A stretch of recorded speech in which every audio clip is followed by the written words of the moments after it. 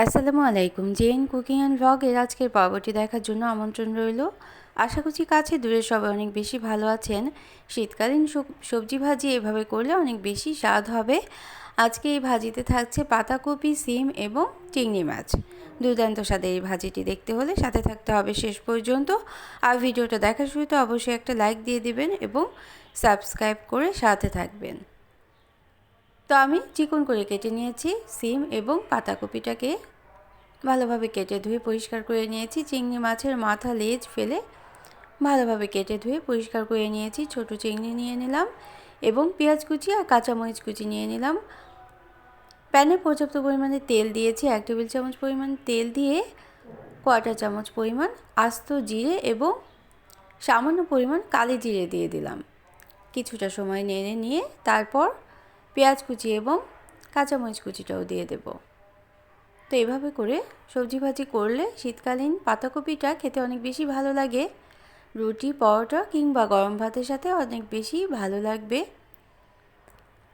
পেঁয়াজটা একটু নেড়ে নেওয়ার পর আমরা শুকনো মশলা দিয়ে দেব।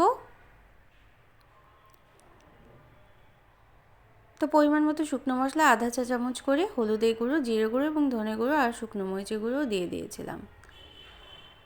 একটা তেজপাতা ছিঁড়ে দিলাম এবং আদা রসুনের পেস্ট দেব আধা চা চামচ পরিমাণ। তো লবণটা পরিমাণ মতো দিয়ে দিতে হবে এবং হলুদের গুঁড়ো দিয়ে দিয়েছি। মশলা ছাড়াও কিন্তু সবজি ভাজি ভালো লাগে, তবে মাছ দিয়ে রান্না করলে অবশ্যই কিন্তু মশলা দিতে হবে। তো সামান্য পানি দিয়ে মশলাগুলো আমরা কষিয়ে নেব এবং তারপর চিংড়ি মাছটাও দিয়ে দেব।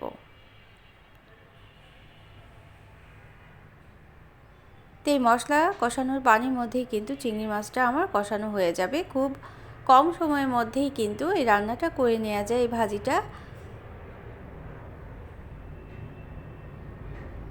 তো রেসিপি ভালো লাগলে লাইক দিয়ে দেবেন এবং প্রয়োজনে কমেন্ট করতে পারেন কেমন লাগলো তা জানিয়ে, আর শেয়ার করতে পারেন ফ্রেন্ডস অ্যান্ড ফ্যামিলির সাথে। আর যারা প্রথম ভিজিট করছেন চ্যানেলটিকে, তারা চাইলে চ্যানেলটিকে সাবস্ক্রাইব করে বেল বাটন প্রেস করে অল অপশনটা কিন্তু সিলেক্ট করে রাখবেন। তাহলে নিত্য নতুন যেসব রেসিপি আমি ব্যবহার করি বা দেই সেগুলো দেখে নিতে পারবেন।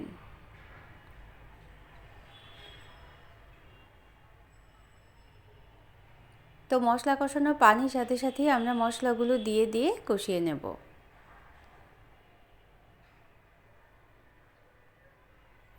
তো মশলা কষানো এবং মাছ কষানোর পানিটা যখন শুকিয়ে আসবে তখনই কিন্তু আমরা পাতাকপি এবং সিমটা কেটে রেখেছিলাম সেটাও দিয়ে দেব।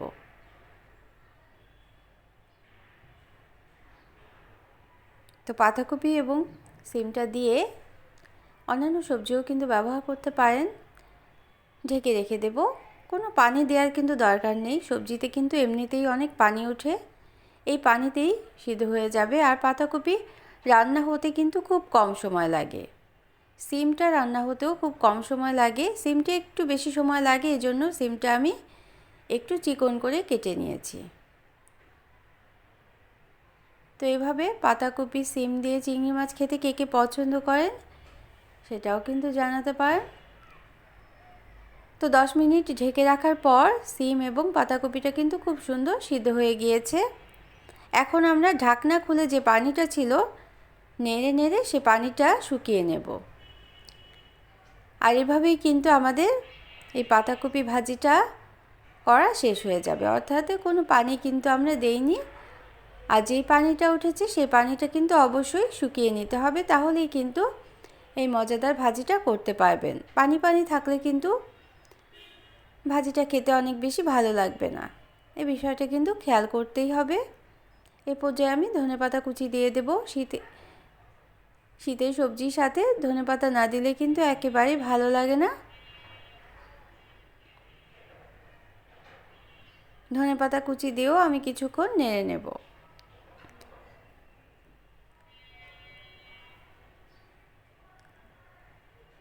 তো যারা এতক্ষণ সাথে থাকলেন সবার জন্য রইল অসংখ্য অসংখ্য ধন্যবাদ। সবাই অনেক বেশি ভালো থাকবেন।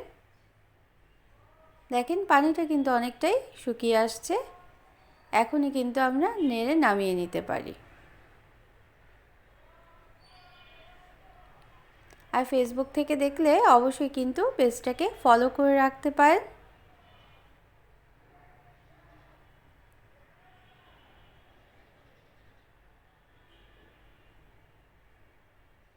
সবজি তো আমাদের খেতেই হয়, আর শীতকালীন সবজি খাওয়ার একটা উৎসব পড়ে যায়।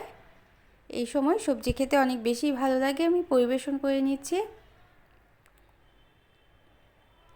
তো অন্য কোনো দিনে অন্য কোনো রেসিপি নিয়ে আসবো। সেই পর্যন্ত সবাই অনেক বেশি ভালো থাকবেন।